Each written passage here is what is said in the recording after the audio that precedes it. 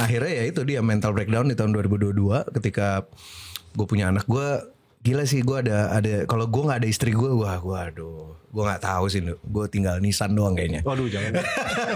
Nggak, maksudnya gue kayak dia tuh emang beneran support gue 1.000% gitu, kayak ayo bisa lu bisa gitu. Akhirnya sampai ke era sekarang yang lebih diverse lagi gitu. Ada Indobounce gitu misalkan. Dan teman-teman. Terus ada juga ya teman-teman yang mungkin di koplo dengan lokalitas. Nah, lu sendiri ngelihat fenomena-fenomena seperti itu gimana, Dip? Gue senang aja sih, maksudnya kayak berarti masih hidup musik elektronik gitu, maksudnya itu yang gue senang. Ada yang lu suka gak dari remix yang belakangan viral itu? Gue paling suka adalah Siko Bagi Duo. Karena maksud gue kalau lu take out semua, ini gue pernah gue lakuin, ini agak teknis ya. Kalau lu take out semua Siko Bagi Duo tuh drumnya, terus bassnya itu cuma gini doang, pam, ada latinnya gitu. Apakah ketika fase-fase itu terjadi gitu ya, mental breakdown itu terjadi, akhirnya lu juga punya kesadaran spiritual yang baru gitu terhadap ketuhanan mungkin atau religion? Banget sih. Di sisi spiritualitas tuh waktu gua diusulin sama sama psikiater gua, Margaret, shout out Margaret. Dia bilang coba kamu balik ke leluhur lah ya. Leluhur. Jadi gue balik ke Tanah Karo di di Barus Jahe.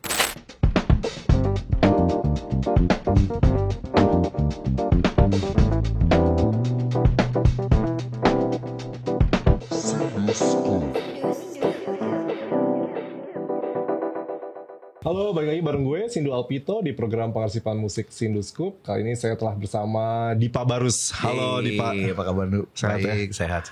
Gimana Jakarta setelah lama di Bali? Terasa berbeda nggak? Berbedanya ada persamaan. Setiap gue ke Jakarta pasti tenggorokannya sakit. Udara ya kayaknya ya. Iya, udara aja sih. Oke, tapi gue kangen. Gue suka. Kangen loh. Gue suka yang gue kangenin dari Jakarta adalah kayak raw-nya gitu. Iya. Ketidakteraturan itu sangat, iya itu sangat menginspirasi karya-karya gue sebenarnya. Ada tempat yang pasti lo datengin saat ke sini? Ya udah pasti yang paling pertama ya kuburan almarhum bokap gue di Kampung Kandang. Oke. Terus habis itu terus rumah nyokap gue, terus rumah mertua gue juga. Kuliner? Kalau kuliner yang gue pasti itu adalah ketoprak cobek Pak Yono. Oke. Lebak Bulus dekat Cinere. Waduh, enak banget. Ini gue bukan endorse tapi itu menurut gue susah banget nemuin ketoprak yang proper di Bali. Iya sih. Iya. Tapi kalau di sini maksudnya bedanya apa sama ketoprak lain? Bumbu kacangnya atau? Bumbu kacangnya beda. Iya sih, bumbu kacangnya sih. Itu paling utamanya ya. Paling utamanya. Dan terus habis itu apa ya, kayak kebanyakan itu jadi ngomongin ketoprak. Gak apa-apa nih. Gue lumayan detail sama ketoprak. Oke. Dan tahunya tuh kematangan gitu.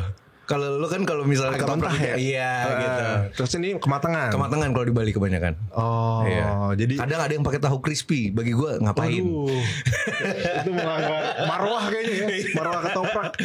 Nah, tapi ketoprak itu kan emang tahu yang banyak-banyak setengah matang itu kan yang bikin enak kan. Dan itu ngaruh kayak ini juga sih, Dip. Kayak tahu itu kan di berbagai daerah beda-beda. Mungkin di sana ada nggak ya? Iya benar. Bahkan tuh kayak dari kedelai apa gitu, kayak ngaruh sih. Benar. Mungkin berarti udah kesana, udah yang balik kali ini. Gue selalu kesana. Selalu maksudnya kayak gue sedang aja, jadi gue nggak ngerusak bumbu kacangnya.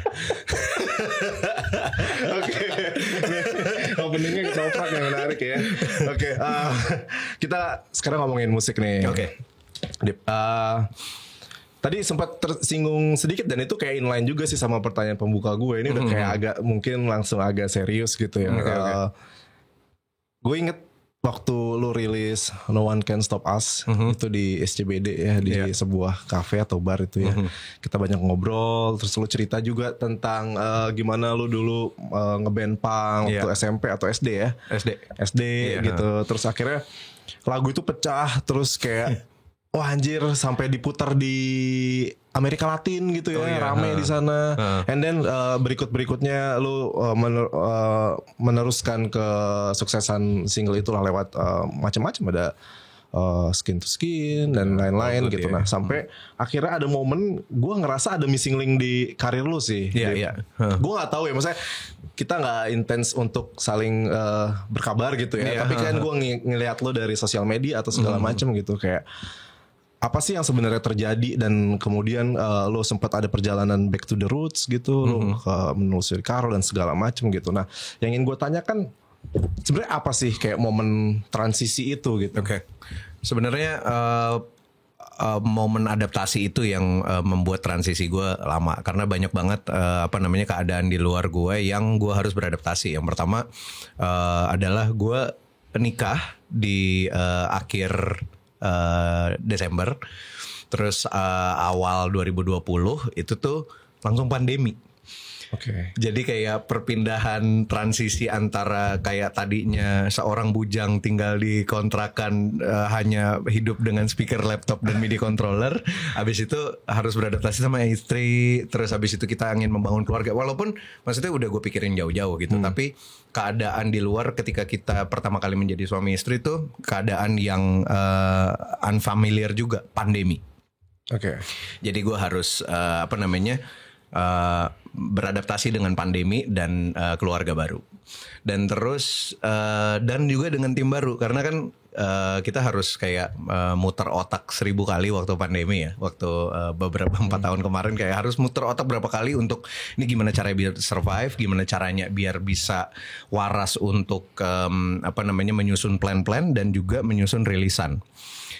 Ternyata selama pandemi itu gue tuh nggak ada kesiapan untuk itu gitu. Jadi gue tuh emang beberapa kali ke psikiater. Tadinya gue mikir kayak enggak, gue oke aja gitu. Dan terus habis itu akhirnya mental breakdown di tahun 2022.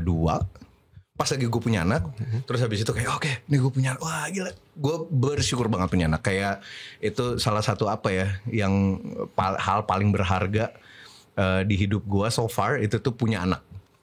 Bukan menang award ya, tapi punya anak tuh gila banget rasanya gitu. Dan ternyata itu membuat gue kayak banyak insecurity gitu, dan terus habis itu gue sebelum itu tuh memaksakan untuk ngeluarin karya. Jadi kayak waktu pandemi itu gue nggak ada di mental state dan physical state yang benar. Jadi gue tetap maksa yang penting harus keluarin karya aja terus gitu. Padahal keadaan tim gue juga lagi nggak bisa lagi struggling untuk survive, dan terus keadaan mental dan fisik gue juga. Tapi gue paksain terus gitu. Dan jebroknya tuh di 2022. Apa maksudnya soal mental breakdown itu ke arah mana? Maksudnya kan ada banyak, maksudnya ya ini tanpa gue melanggar privacy lo ya gitu Tapi soal suicidal thoughts atau apa? Iya, suicidal thoughts beberapa kali gitu, karena semuanya tuh pace itu cepat banget di gua, karena maksudnya post pandemic itu juga orang kan kayak entertainment dibuka lagi, dan terus habis itu climate-nya otomatis ya baru lagi gitu. Dan di saat gue belum punya pada saat itu tuh tim yang proper. Jadi kayak selalu tim transisi gitu dari panik pandemi. Terus gitu dalam kondisi kayak gitu maksudnya, dalam panik terus, dan juga kayak karena pandemi juga gue abis pandemi itu tuh kan post pandemi tuh agak kayak masih belum aman-aman banget lah gitu untuk keluar gitu. Dan itu tuh gue takut membawa penyakit ke rumah gue. Dan terus habis itu nyokap gue juga waktu pas kemarin pandemi itu juga sempat gawat juga gitu. Jadi kayak semuanya tuh face-nya dalam satu waktu yang bersamaan. Begitu gue punya anak, gue nggak tahu kayak mental breakdown, dan akhirnya gue dengan bantuan istri gue, untung banget sih gue dapat support system yang sehat gitu dari istri gue, nyariin gue psikiater, dan terus habis itu gue intens tuh ke psikiater selama beberapa bulan. Tiap minggu. Dan terus dari psikiater itu yang gue disuruh kayak gimana kalau lo coba balik ke roots lo gitu. Roots mungkin ada di sana yang lo belum tahu dan lo belum familiar, atau mungkin kayak trauma-trauma dari leluhur lo yang secara spiritual mungkin lo bawa gitu. Tapi ini juga ya Dip, maksudnya lo untungnya mencari penanganan yang profesional gitu. Maksudnya banyak juga kan yang akhirnya larinya mungkin ke hal yang lebih menjerumuskan gitu. Dan yang ingin gue tanyakan adalah gimana lo deal with bermusik lo gitu, kayak lo menciptakan lagu tapi dengan kondisi yang ya lo bahkan itu tadi state of mind lo sendiri lo nggak tahu nih lagi di mana gitu. Itu waktu 2022 pas masa gue terapi itu sih gue nggak ada rilisan ya? Nggak ada rilisan sama sekali. Dan tahun 2022 tuh nggak ada rilisan. Habis itu 2023 juga nggak ada rilisan.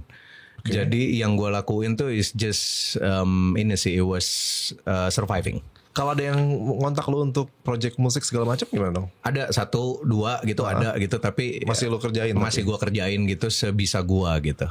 Tapi pada waktu gue proses gue ke terapi, itu gue nggak buat musik sama sekali. Itu gue beneran jauh dari apa yang gue tiap hari konsum gitu. Kayak misalnya gue tiap hari konsum musik tuh dari bangun sampai merem juga musiknya masih muter gitu. Dan itu tuh nggak gue lakuin selama masa terapi gitu. Dan akhirnya gue ada craving lagi untuk gue pengen buat sesuatu. Dan akhirnya dari situ gue belajar nulis lagu. Yang tadi kan kayak terlalu perfeksionis. Aduh gue gak bisa nih nulis lagu bahasa Indonesia gitu. Di musik elektronik gue masih belum nemu aja kayak warna yang pas gitu. Dan pada saat itu akhirnya gue kayak nulis pelan-pelan gitu. Gitu sih. Kalau gue sendiri ngelihat era lo ketika mungkin sebelum pandemi gitu ya, sampai awal-awal pandemi itu kan lo tengah menyiapkan album juga sebenarnya kan waktu itu. Sebenarnya iya. Nah, terus kemudian ada peristiwa file lo hilang. File gue hilang ya, data korup. Dari itu, gue kayak kadang berpikir, apakah itu trigger awalnya mental breakdown itu?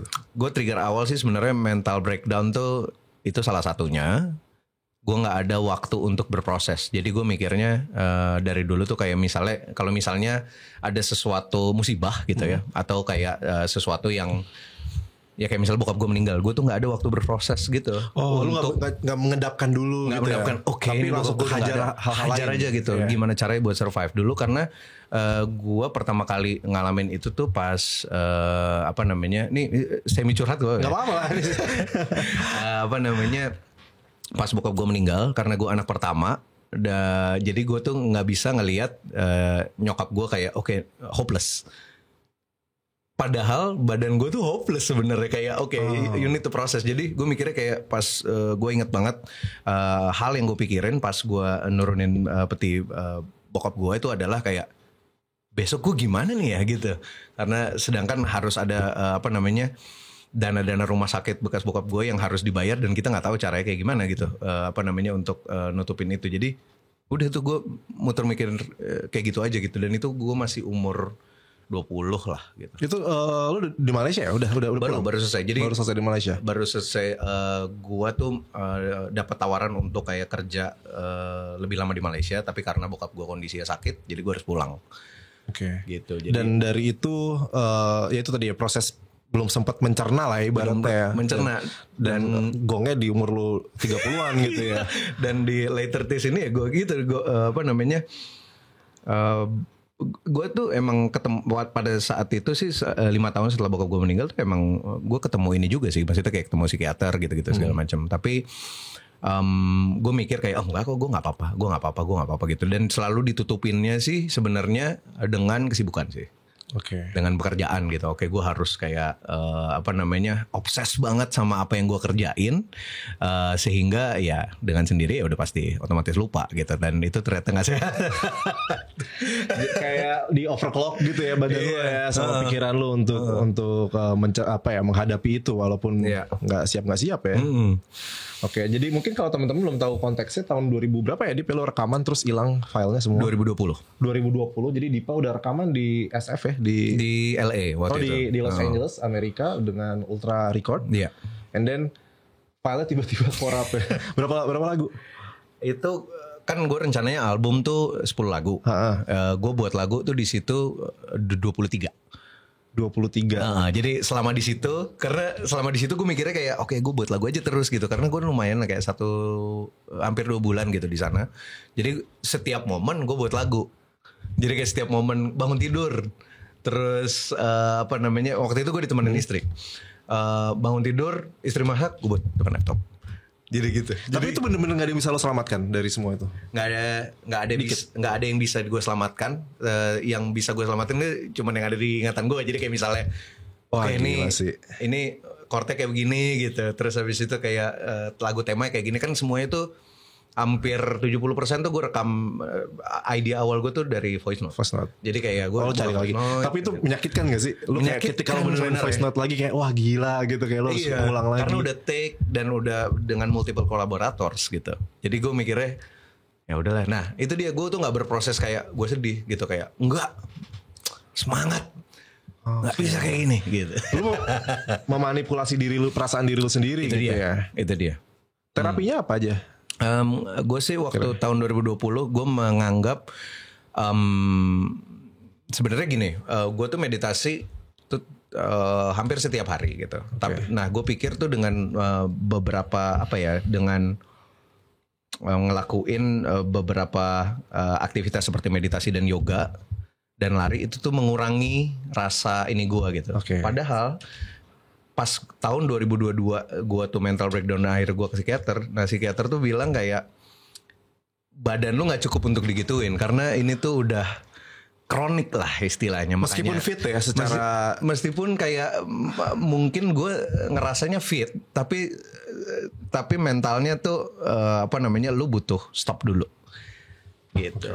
Akhirnya ya gue stop tuh tahun 2022. Dan itu juga kita muter otak tuh kayak oke, berarti karena gue harus masih manggung dan gue baru punya anak segala macam gitu, dan terus habis itu baru selesai pandemi, jadi kayak ya pinter-pinter ngatur keuangan aja gitu. Escape lo apa waktu itu? Escape apanya nih? Escape dari kondisi itu, karena tadi kan lo mengurangi konsumsi musik juga gitu kan, maksudnya. Gue baca sih. Buku. Baca buku, literatur tuh beneran nolong gue banget sih gitu. Dan dulu tuh gue belum intens baca sebenarnya. Jadi gue dulu kayak kalau lagi tour sebelum pandemi baca tuh cuman kayak satu buku tuh 2 bulan kali ya gitu. Kalau ini tuh kayak seminggu 1 gitu. Jadi cepet karena gue nggak ada kerjaan lagi kan selain ngurus anak. Pas awal-awal gitu, anak baru lahir.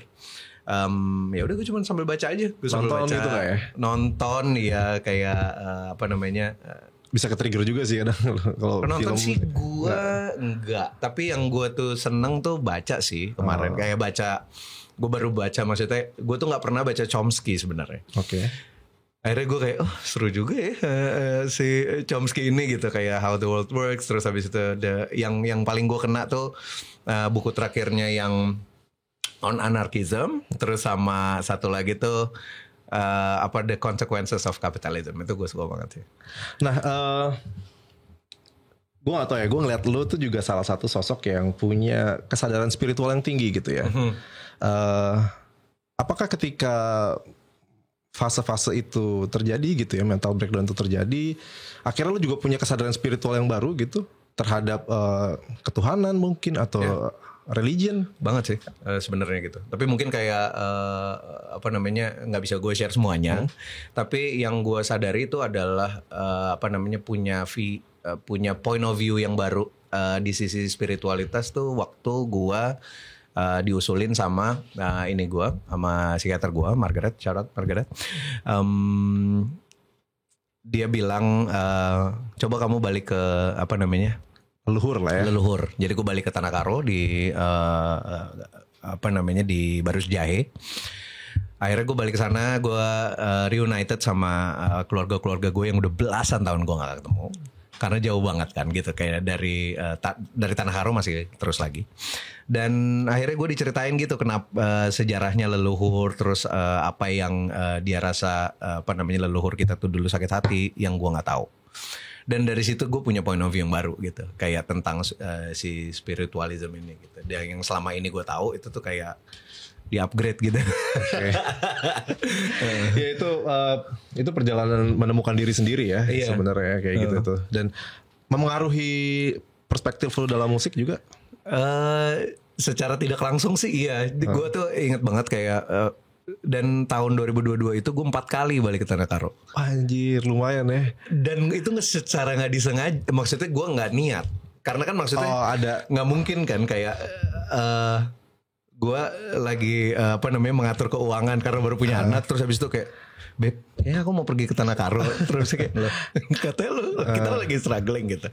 Nah akhirnya gue mikir kayak ini sih kayak ada gig tiba-tiba gitu. Undang terus habis itu ada undang gitu. kesana ya, mainnya di Medan. Terus habis itu sekalian gitu 4 kali. Makanya gue mikir kayak wow, lumayan juga ya untuk ngulik leluhur sih. Setahun 4 kali itu gitu. Nah saudara-saudara gue kayak membayangkan gitu ya, lu nggak pernah ketemu belasan tahun, terus kayak lu kesana terus kayak gimana kayak awkward gak sih, atau kayak apa yang pertama kali dilakukan gitu? Kayak gue ziarah sih. Yang pertama tuh ziarah ke leluhur gue, dan gue senangnya banget sama kakek gue dari bokap. Itu tuh makamnya tuh masih lengkap.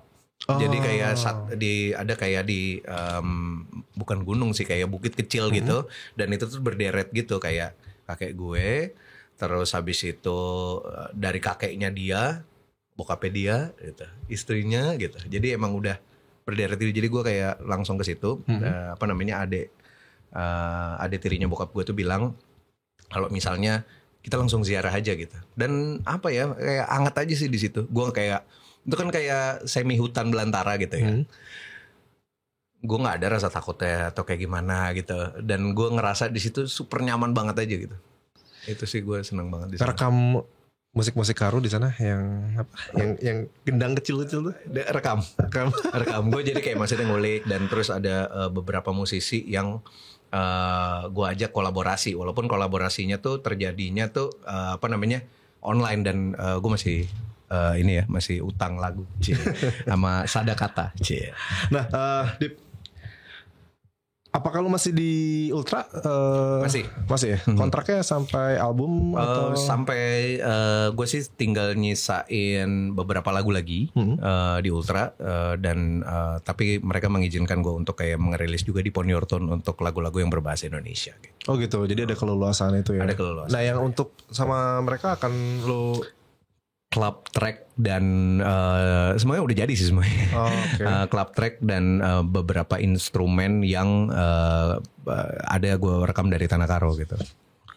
Nah, kalau yang Karo sendiri yang lu masukin apa tuh? Musik Karo yang seperti apa? Instrumen Karonya ada kulcapi, terus habis itu ada yang ada sarunai.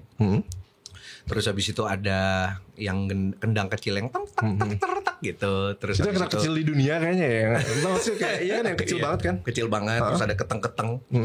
Nah, itu gue pakai semuanya sih. Dan ritmik ya. Ada yang melodinya juga ya, gendang ya? Enggak. Kalau misalnya dicari nada sih ada gitu, tapi ritmik sih. Ritmik semua ya. Dan kulcapi sih enggak. Kulcapi kan yang kayak gitar gitu. Dan terus ada sarunai yang alat musik tiup ya. Menarik ya, musik di sana berkembang banget ya. Karena itu sama kayak di Bali aja sih sebenarnya, kayak ya, itu adalah bagian dari gathering gitu. Ya. Bahkan ada kayak, setahu gue ada Sound of Toba atau apa tuh yang ada 4 puaknya tuh, yang Karo, terus ada Toba, ada apa lagi ya? 2 lagi tuh. Simalungun kalau nggak salah. Simalungun sama Mandailing ya. Ada 4 lah gitu. Itu kayak mereka senimannya bikin satu project bareng untuk merepresentasikan instrumen-instrumen tradisional mereka gitu. Dan itu gokil sih. Oh, gue mau cerita ini. Gue pas ke Tanah Karo, gue ketemu salah satu musisi juga. Dia punya kondisi yang waktu itu sangat lagi gue alamin. Jadi kayak misalnya anxiety, tapi mereka kan nggak tahu anxiety gitu. Tapi kayak anxiety, terus habis itu mental breakdown, terus gejala. Gue tuh kebetulan kayak juga ada gejala fisiknya gitu. Dan gejala fisiknya sama. Gue mikir kayak, wah, sama deh. Tapi gue gak bilang sama gitu ya. Tapi gue pikir kayak sama ya gitu. Terus pas ngobrol gitu. Pas ngobrol. Jadi gue pas ngetik gitu. Hah? Terus obatnya apa? Oh ini ada nih jamu gitu. Jadi gue kasih jamu, gue bawa pulang. Tapi maksudnya kalau gitu. Jamunya itu maksudnya menenangkan gitu. Bukan atau yang gejala simptom fisiknya? Menenangkan sih. Dan terus habis itu gak ada seizure gitu-gitu. Sekarang masih bergelut atau masih struggling dengan hal itu? Enggak sama sekali. Jadi gue nggak tahu apa gue mau mengganti pola hidup. Ya itu semuanya kayak gue jalaninnya bareng ya kayak psikiater. Terus habis itu dibilang kan gue orangnya nurutan ya. Dibilang coba lo balik ke ke leluhur lo. Oke, gue balik gitu. Terus habis itu coba lo ganti pola makan, pola konsumsi kopi, terus habis itu olahraganya juga gitu. Karena kalau dulu tuh gue semuanya serba pol. Jadi kalau olahraga tuh olahraga banget gitu, boxing sampai kayak udah. Oh iya, lu sempet sampai udah nggak bisa berdiri tuh di situ. Terus kalau studio tuh 7 jam, 8 jam. Nah, itu yang pola-pola itunya tuh pelan-pelan gue ganti gitu. Ambisi-ambisi seperti itu dari kapan? Maksudnya apakah dari lu sekolah juga kayak gitu atau? Nggak tahu ya, gue ambisi iya sih. Dari sekolah sih ya bener sih. Gue obses gitu orangnya ya. Apa yang zaman dulu apa deh gitu misalkan?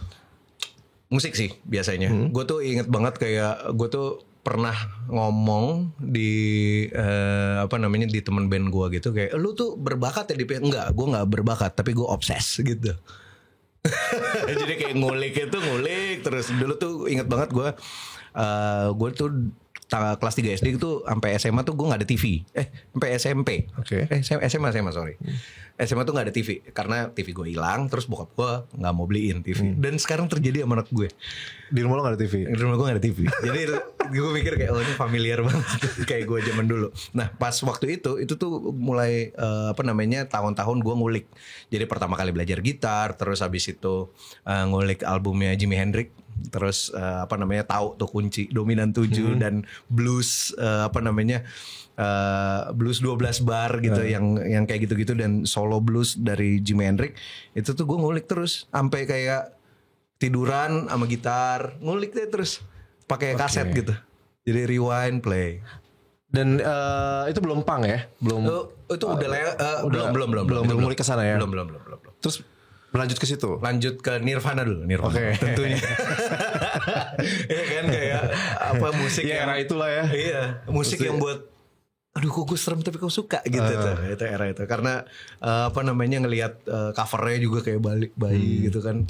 Lagi berenang gitu kayak ada rasa cemas tapi gue suka nih cemasnya gitu. Nah itu yang pertama kali gue dengerin Nevermind. Bukan ke underground ya dulu? Pertama kali ya? Enggak sih. Pertama ya karena kan masih kecil ya. Kita SMP gitu? Ya itu mulai dengerin punk kali ya. Oke. Iya. Punk dari mana masuknya? Dari majalah skate. Oke. Iya, dari majalah skate yang teman atau saudara bawa dari luar negeri. 2000 99 ya. Iya. SMP di mana sih deh? Gue Sang Timur deket sini. Oh, Jakbar. Oh, oke. Nah, soal gue tuh pengen nanya soal ini sih sebenarnya. Lu kan ya udah cukup lama banget gitu ya di musik elektronik gitu dan eranya tuh gesernya cepet banget juga sih Dip. Iya benar. Bahkan kayak climate-nya beda banget. Gue bahkan tuh kayak kalau ngikutin apa yang tren nih sekarang gitu ya. Misalnya gue sebagai jurnalis gitu ya, gue riset atau kayak anjir udah beda lagi gitu. Beda lagi. 2012 gitu ketika gue pertama di media gitu ya, itu dubstep gitu ya, lagi Skrillex ya gitu. Terus kayak orang-orang terpukau dan melihat itu sebagai hardcore yang baru gitu kan. Bahkan musisi-musisi hardcore juga inilah gitu, praise gitu. Sampai beberapa musisi rock kayak Korn kalau nggak salah pernah bikin. Itu kaget sih.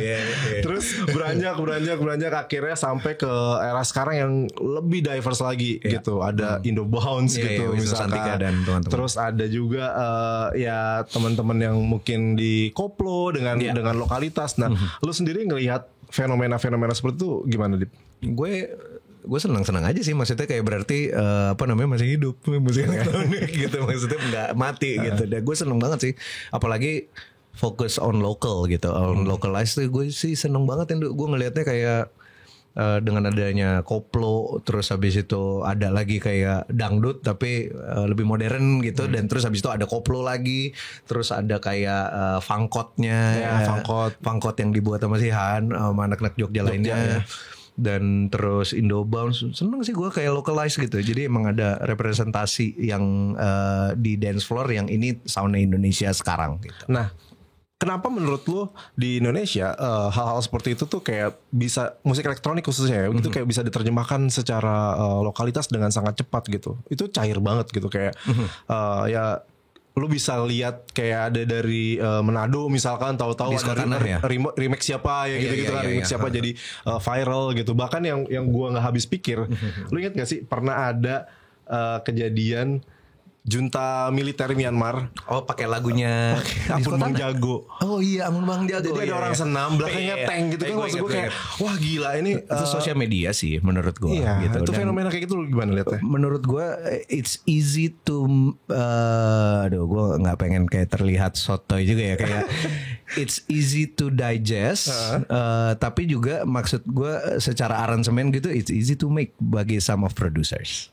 Gitu. Jadi bagi gue proses akulturasinya lokalnya tuh nggak kayak seribut lo tuh harus ngerekam instrumen bla bla bla gitu dengan musik yang ada sekarang ya. Semua itu bisa dilakuin di satu komputer aja, di laptop gitu di laptop, dan terus habis itu di post di handphone, di sosial media, dan terus habis itu it went viral gitu doang sih menurut gue. Karena ya proses akulturasinya di mungkin ada nadanya, syncopationnya, dan Indonesia tuh baik banget gitu syncopationnya gitu kayak Indobounce, terus koplo aja ada kayak something familiar, something syncopationnya yang mirip-mirip gitu.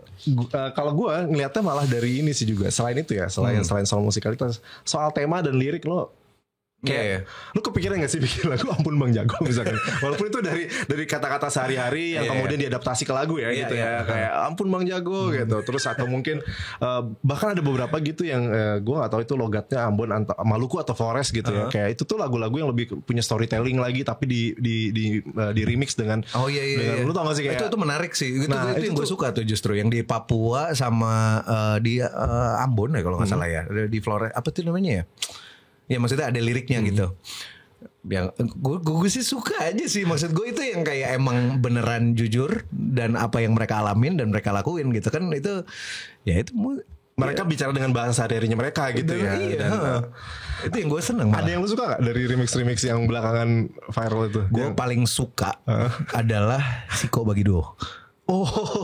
Karena maksud gue kalau lu take out semua, ini gue pernah gue lakuin, ini agak teknis ya.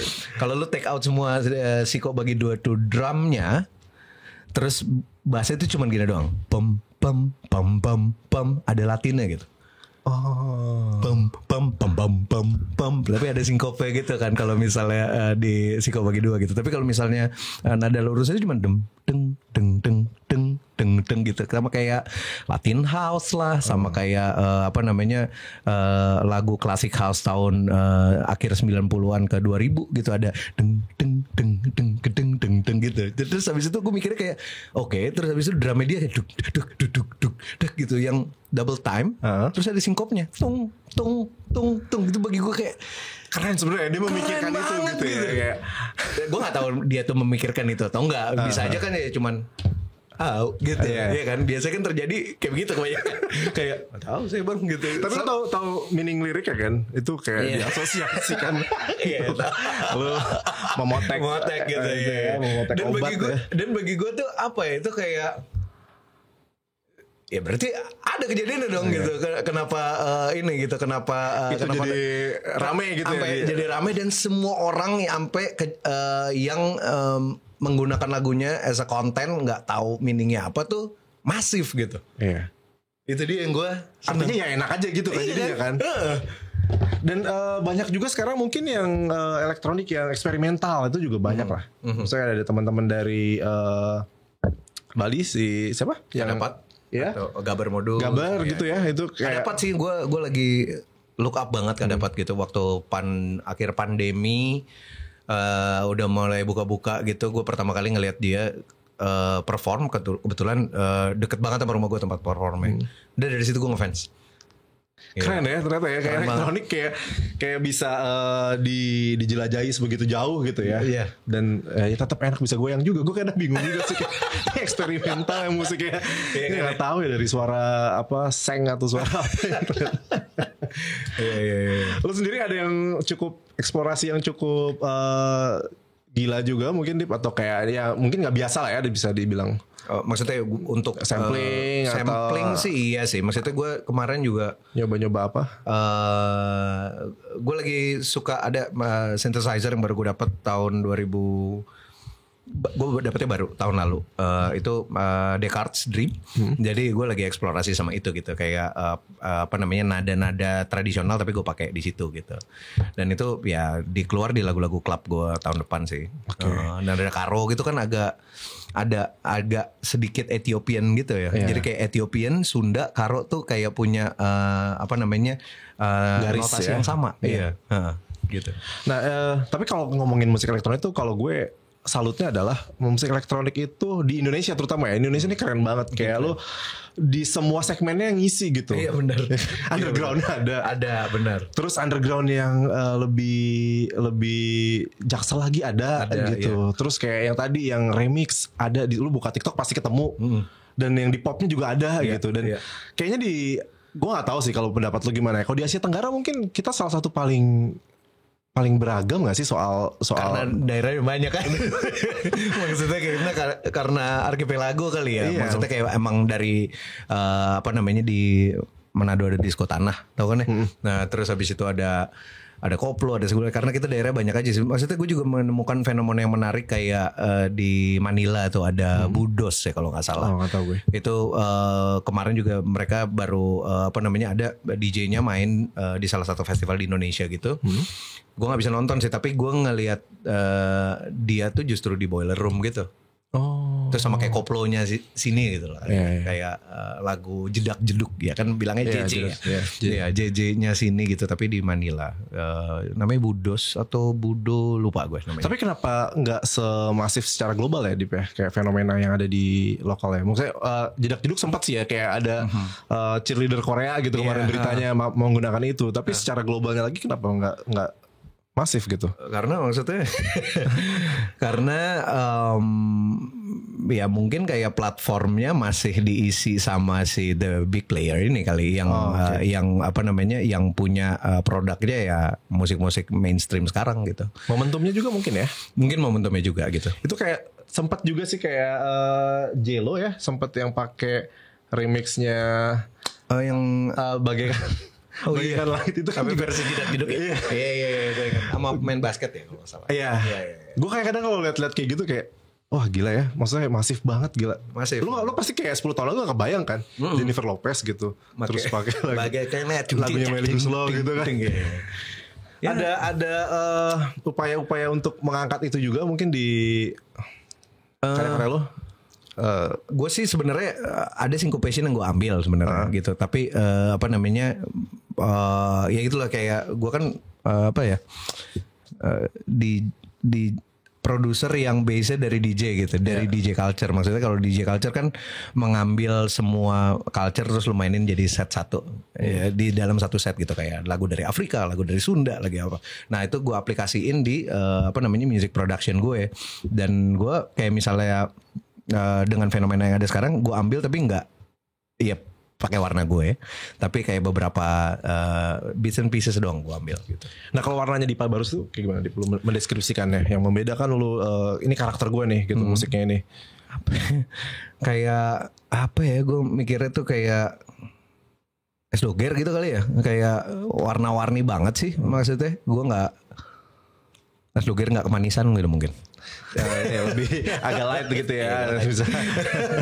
Tapi ya gitu sih maksudnya gue tuh apa namanya gue nggak pernah memberikan batasan sama kuping gue, dan juga gue ingin melakukan hanya itu di music production gue gitu. Gue nggak akan memberi batasan terhadap musik yang gue buat gitu, kayak kalau bisa ya seversatile mungkin gitu. Karena dari beberapa musik yang gue dengerin setiap harinya tuh seversatile itu gitu. Kayak gue bisa dengerin apa namanya Henry Mancini buat lari gitu. Oke. Iya, gue bisa dengerin ada yang artis eksperimental banget yang gue lagi suka dari Iran namanya Sote.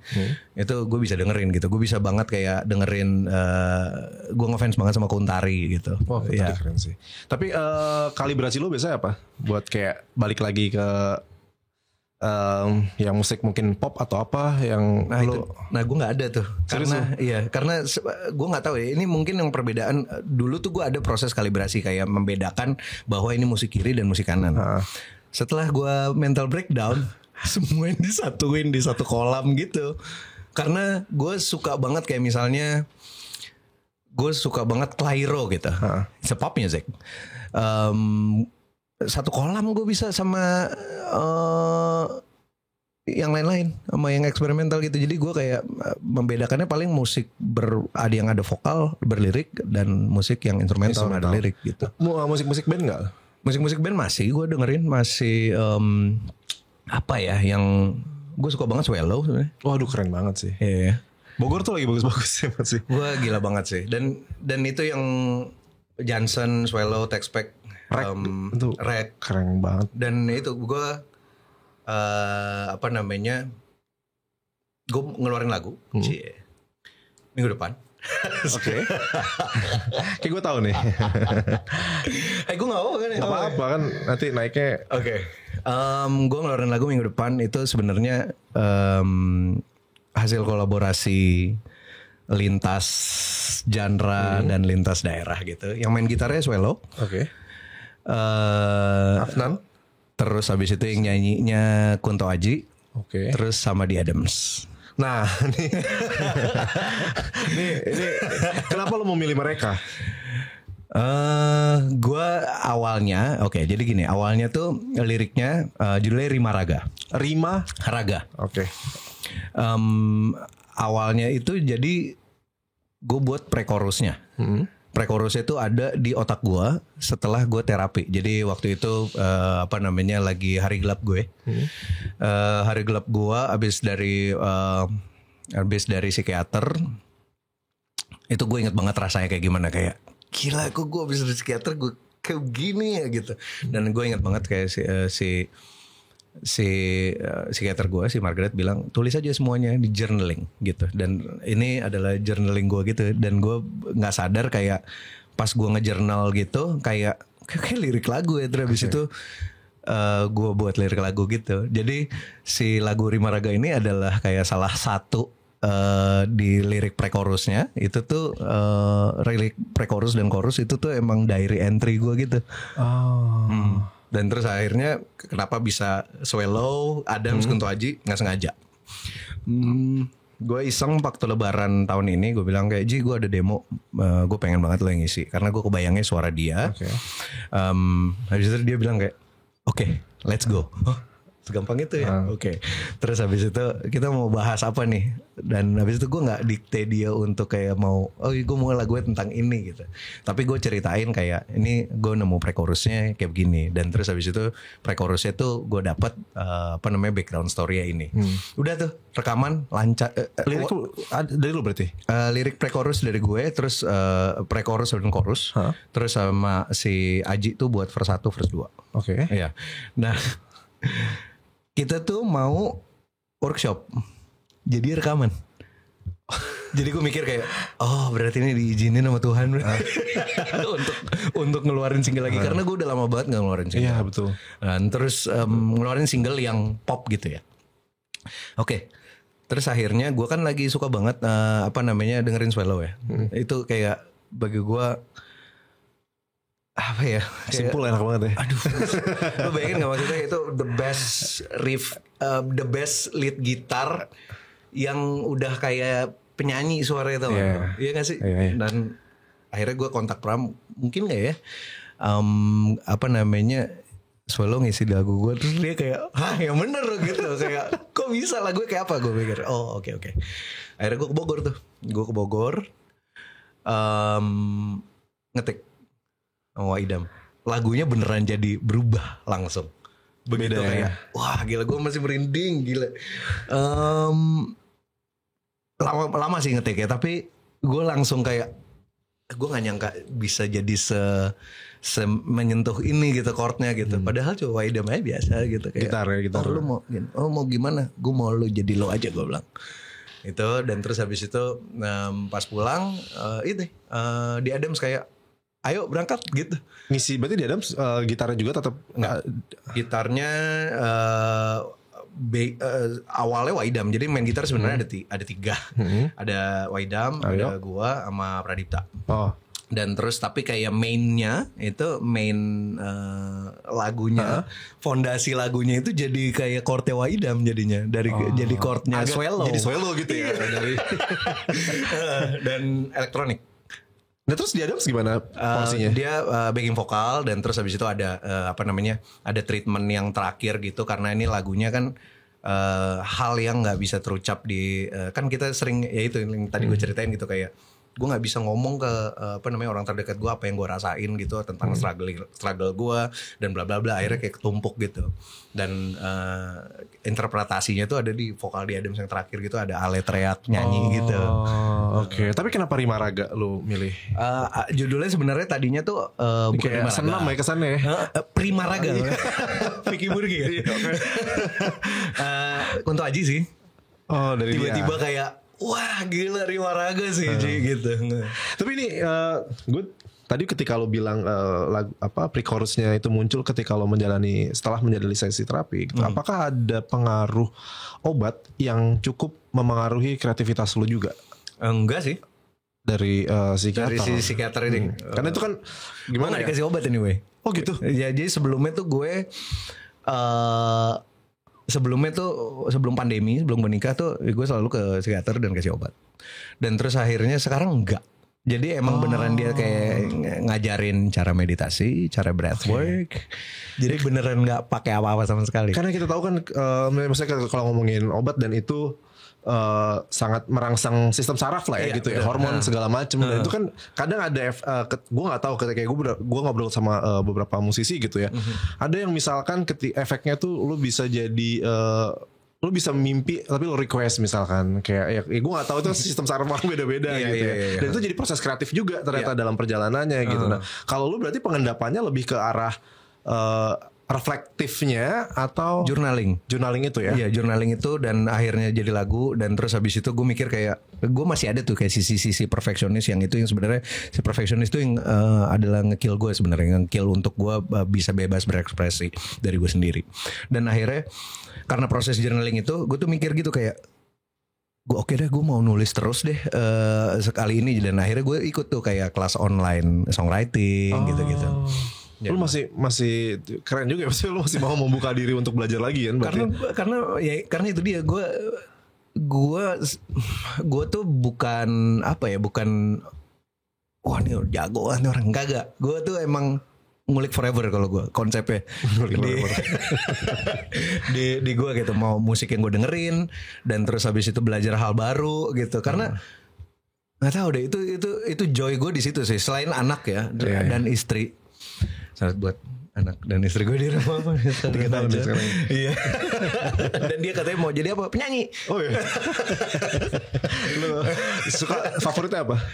Dia suka banget nih gue nggak bohong. Dia suka banget Rima Raga.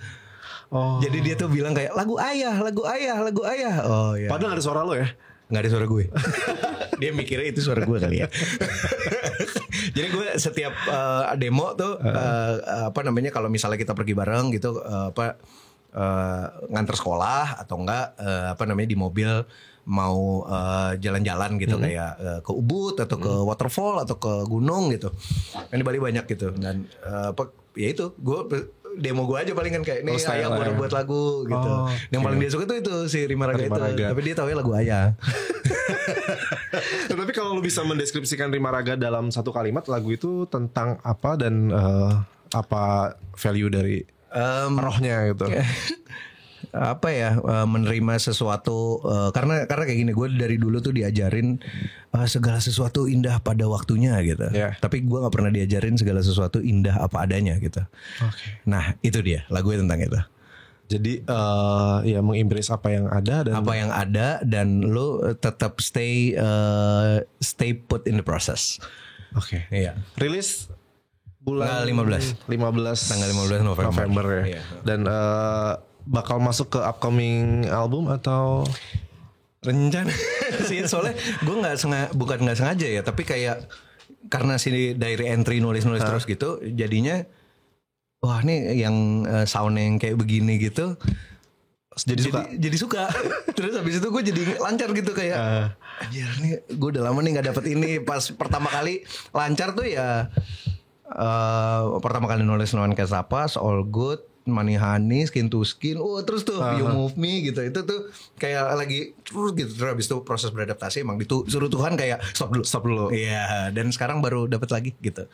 Nulis ini dan rasa excited sama bukan rasanya gugup lagu ini diterima atau enggak, tapi kayak rasa excited kayak sama musiknya. Dan rasa seneng banget ketika produk itu finish. Okay. Itu udah lama banget gak gue rasain. Gak lo rasain. Gue kebayang sih. Jadi kayak ya pada akhirnya lo akhirnya ya kembali kalau itu ya soal musiknya aja gitu. Soal musiknya aja. Kalau diterima atau enggak itu emang bukan tugas musisi sebenarnya. Itu kepikiran, yes pasti secara manusiawi kepikiran. Tapi bagi gue kalau lo buatnya jujur dari kisah lo, diary entry lo, satu spesies ini pasti ada yang mirip sama lo. Kisahnya. Iya. Nah tapi setelah lo gue nggak tahu ya gitu kayak lo dengan punya mega hit gitu, No One Can Stop Us gitu, terus kayak lo berusaha untuk gak memikirkan lagi itu deh lagu laku atau itu kan berat Dip, maksudnya berat karena ya itu dia, karena gue sudah melalui proses yang lo tahu begitu ya itu manis banget lagi hidup ketika lagu lo didengar banyak banget orang segala macam, terus lo akhirnya masuk ke studio mulai lagi dari nol gitu. Nah itu dia, makanya kayak gue ternyata baru tahu kalau misalnya nggak boleh tahu rasa manis juga gitu, kayak rasa pahit tuh juga kadang-kadang enak gitu. Kayak pare gitu. Kalau nggak ada gue suka sih tumis pare. Maksud gue kayak lidah lu kan juga nantinya lu mau atau enggak akan dikenalkan berbagai rasa gitu. Yeah. Jadi bagi gue gimana caranya lu bisa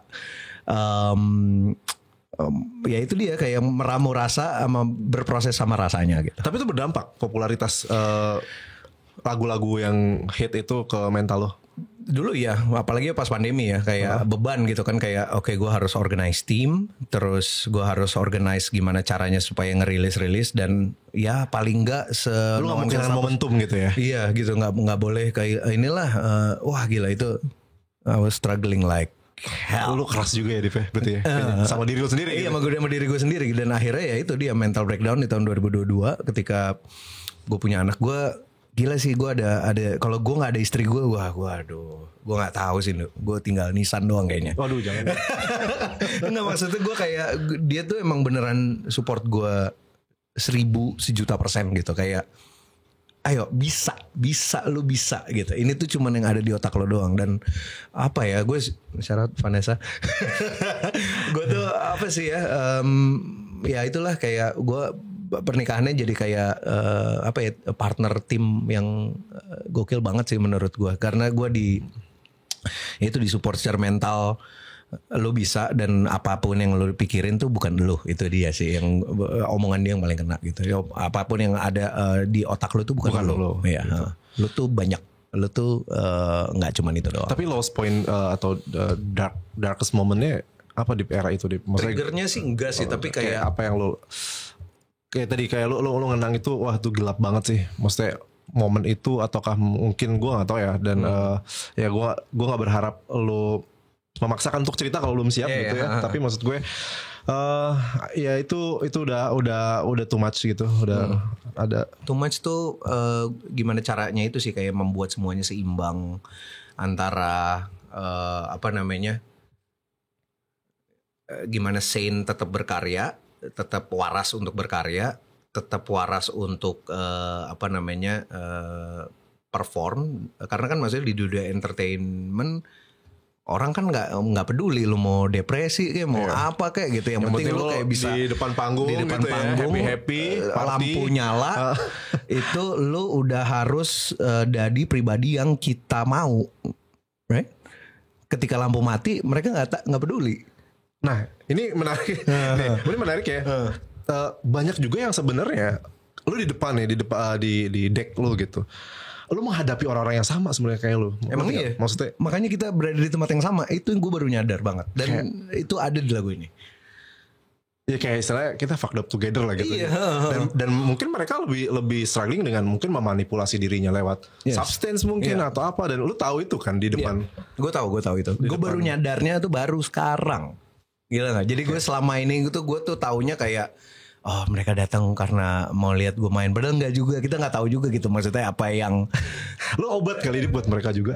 Mungkin iya nggak pasti lah, maksudnya banyak ya akhirnya datang kayak anjir kayak ya gue membayangkan kalau di Jakarta aja gitu ya kayak lu dengan segala kegilaan kota atau apa ya, mungkin escape-nya akhirnya ya lewat musik lu gitu kan. Mereka datang. Terima kasih. Ada momen itu gak sih kayak lu ngelihat orang yang datang ke party lo terus atau kayak denger musik lo kayak ternyata wah gila sih mereka ternyata berat juga ya gitu.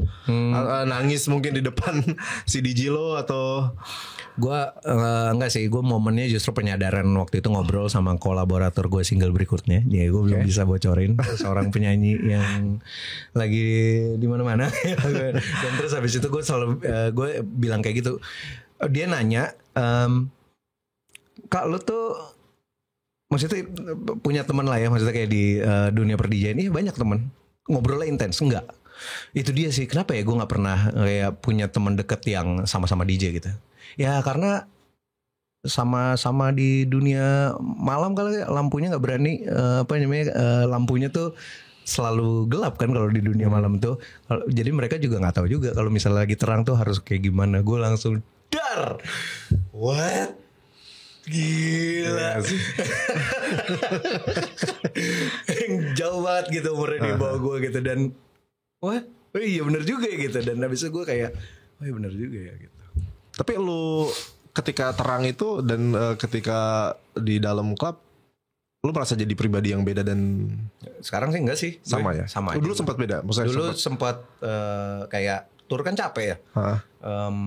Misalnya ke kota keempat itu udah mulai sah gitu, udah mulai itu tuh ya gue act like nothing happened. Sempat kepikiran karena lu basicnya ngeband gitu ya, lu punya band sama Agriculture gitu. Masih udah jalan lagi Bob? Agriculture udah jalan, gue gak diajak lagi nih. Nah itu sempat kayak mikir gak kayak gue kayak lebih vibesnya lebih ke ngeband gak sih sekarang gitu, kayak apalagi lu lagi suka Swelo, terus kayak kemudian tadi lu kayak ini band-bandan juga anyway rilisan gue berikutnya. Oh ya. Tapi kalau pas perform itu kita lagi mikirin sih sebenarnya, karena lu pengen ngeband lagi nggak? Gue sih pengen ngeband lagi sih. Gue pengen banget jadi additional gitu. Jangan lah maksudnya kayak di band-band orang gitu, band-band yang gue suka gitu. Siapa tahu main gitu. apa? Main bass lah. Oke, kalau lu gue kasih pilihan 5 band. Sorry 5 personil yang akan wishlist yang kalau lu bikin band gitu. Siapapun deh, lu bisa sebut Indonesia tapi ya. Aryo vokal. Ya, Aryo vokal. Aryo di Adams ya. Iya, Waidam.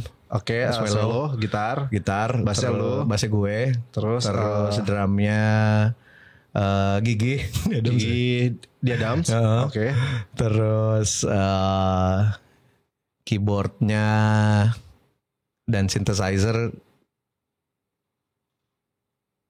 gue aja sih. Lo sanggup main bass ya? Iya, kayak dulu di Agri. Itu ini band gue apa namanya rilisan gue sekarang ya kayak begitu. Itu isinya ya? Isinya. Jadiin lah. Minggu depan rilis. Gak usah jadiin band beneran, bikin. Kita lagi mikirin sebenarnya live show-nya kayak gimana. Sama Kunto Aji, vokalis. Gue suka banget. Apa namanya? Dia juga apa ya? Dia ulang tahunnya sama gue. Oh ya? Kapan? 4 Januari. Dan apa namanya? Gue ngelihat dia tuh sosok yang inspiratif banget ya gitu. Maksud gue kayak tiba-tiba bisa kayak keluar kata yang nggak kepikiran gitu. Gue suka banget soalnya puns, poems gitu gue suka banget sih, apalagi pas habis pandemi gitu gue. Tapi ini nggak sih kadang ya gue ngelihat banyak ya ini gue nggak tahu ya, maksudnya kayak apakah lu bisa merasakan juga kadang mungkin kita sering terjebak sama positivisme yang sebenarnya itu juga meracuni gitu. Maksudnya dalam artian kayak lu punya lagu yang sangat-sangat positif gitu. Tapi di balik itu lu struggling gitu. Dan justru strugglingnya itu nggak keluar lewat lagu-lagu lu yang lain gitu. Maksudnya lu ada kadang kepikiran kayak gitu gak sih? Kayak gue juga harus kasih juga yang sisi gelapnya juga nih gitu. Karya-karya gue yang mungkin jadi apa ya penyaluran lo dari yang sakit itu gitu. Inilah lagu ini. Lagu minggu depan kemarin. Itu pre-chorusnya emang beneran gue pas lagi sakit dibuat ya. Pas lagi sakit, dan chorusnya itu tuh pas gue lagi sakit. Beneran kayak lagi udah kali ya gitu. Gue udah mikir kayak gitu, dan terus habis itu tuh fresh from the heart gitu lah ya. Liriknya. Dan dulu gue pernah mengalami yang lo bilang barusan gitu, kayak ini tuh gue biasa tentang tema positivity, coba deh gue buat gitu. Padahal di saat kondisi badan yang gue nggak sadar gue tuh butuh penanganan khusus gitu. Dan itu rasanya gak enak banget sih. Ya, dan ya gue belajar jadi jujur aja sih sekarang gitu. Kalau misalnya emang lagi nggak bisa, ya nggak bisa. Kalau lagi nggak bisa ngapa-ngapain, istirahat aja dulu, nggak usah berhenti. Ya. Oke, nggak dipaksain ya. Oke. Terakhir nih soal kolaborator. Lu dari dulu kan gak pernah ketebak tuh, Div. Sekarang juga sih. Sekarang juga makanya tadi gak ketebak lagi. Kok bisa diedem sama Kunto Aji. Sebenarnya apa sih yang di kepala lu dalam menentukan kolaborator? Gue tuh super random banget orangnya. Jadi kayak misalnya nih ya, tiba-tiba ada di otak gue penyanyi Palapa gitu. Gue harus bisa dapet itu. Kalau misalnya gak sekarang atau tahun depan, pokoknya gue harus kalau orang itu gitu. Nggak tahu, gue selalu ada gitu kayak jodoh-jodohan gitu di kepala lo. Ini tuh jodohnya lagu ini sama ini gitu, atau kayaknya seru dibawain nama ini. Karena gue tuh sama kayak waktu itu kita pernah ngobrol juga. Gue nge-treat lagu sebagai apa, gue ingat banget pertanyaannya. Dan gue nge-treat lagu tuh kayak rumah. Jadi gue tuh bisa kayak main The Sims gitu loh. Kayak gue bisa menentukan penghuni rumahnya tuh siapa. Iya, lu arsitektur gitu ya berarti ya kayak. Gue suka arsitektur aja. Dan kesukaan gue sama arsitektur, mungkin sama arsitek favorit gue Tadawando anyway. Arsitek yang lumayan ini juga gitu, kayak gila gitu. Dan itu dia, gue mikirnya kayak siapa yang penghuni rumahnya, ya itu gue bisa milih tuh enaknya gitu. Oke. Tapi ya belum tentu juga bisa. Kayak misalnya kadang-kadang gue kayak, nih harus ini sih yang nyanyi, terus habis itu kayak jadwalnya. Ada wishlist yang belum. Ada sih nih dari gue ngerjain beberapa demo gue ini, ada yang masih kayak, tunggu ya gitu. Ya gak apa-apa, gue tungguin. Oke, berarti tunggu aja ya. Oke, terima kasih. Thank you banget, thank you for having me. Kita ngobrol-ngobrol lagi lah ya, pastinya. Di Bali atau Jakarta, di tempat-tempat lain. Oke, teman-teman, tunggu aja nanti tanggal 15 ya. 15, ya. 15, tapi ini kayaknya mungkin naiknya setelah 15 ya. Jadi kalian langsung aja cek di digital streaming platform ya. Dan ada klipnya nanti. Ada video lirik sama dari Mas Anggun Priambodo ya, Culaps. Ini adalah Dipa Barus yang comeback dengan agak sedikit ngeband ya. Oke, Dipa, thank you. Sehat-sehat selalu. Terima kasih udah banyak sharing-sharing di Sindoskop. Oke, teman-teman, sampai jumpa di episode-episode Sindoskop lainnya. Saya Sindu Apito, pamit undur diri. Bye-bye.